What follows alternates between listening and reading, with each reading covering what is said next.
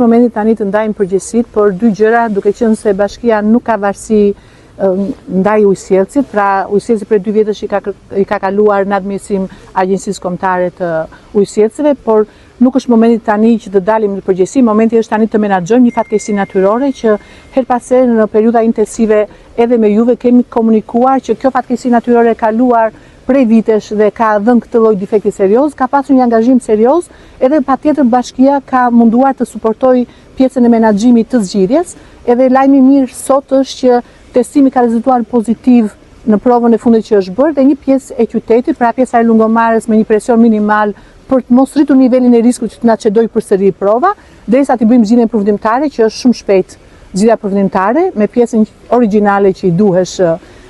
pjesës së tubit që është përdorur në këtë, kemi filluar të japim pjesës së Lungomarës dhe një pjesë të vogël të lagjeve. Pastaj pompat në këtë testimin gradual do të fillojë të furnizohen pjesë të veçanta të qytetit, por dua të theksoj që në qytet operojnë mbi 15 bote ujë prej 3 ditësh tashme, por i kemi dhënë prioritet pa diskutim institucioneve të rëndësisë veçantë dhe sot janë futur në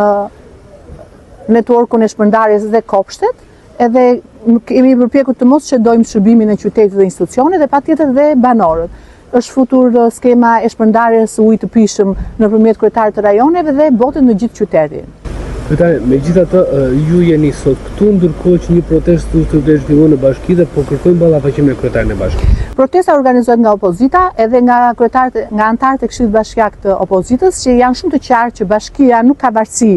ujësjellësi nga bashkia e Vlorës, ata janë shumë të qartë nga ana administrative dhe ligjërisht dhe nuk është momenti të bëjnë opozitë me një fatkeqësi natyrore. Opozita kemi kohë të tregojmë gishin dhe kush janë përgjegjësit, edhe unë jam njeriu i parë interesuar të përgjegjur përgjegjësit gjithë kësaj situate, sepse duke gjetur përgjegjësit ne bëjmë analizën ku duhet të rregullojmë situatën e furnizimit me ujë në Vlorë.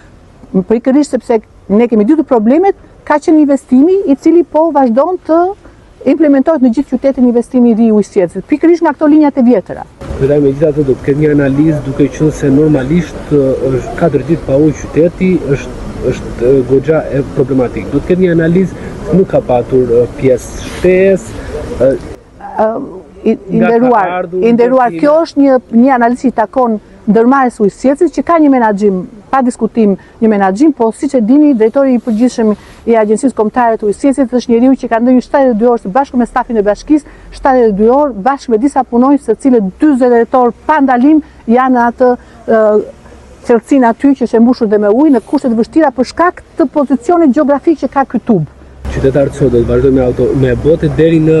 zgjidhjen përfundimtare? Lajmi i mirë është që ne arritëm të gjejmë pjesën dhe kuptohet që në gjithë rajonet e Ballkanit kemi kontaktuar në gjithë rajonet e Ballkanit që pjesa nuk është gjendur. Lajmi i mirë është që pjesa është gjendur dhe është duke arritur në aeroportin e Rinasit.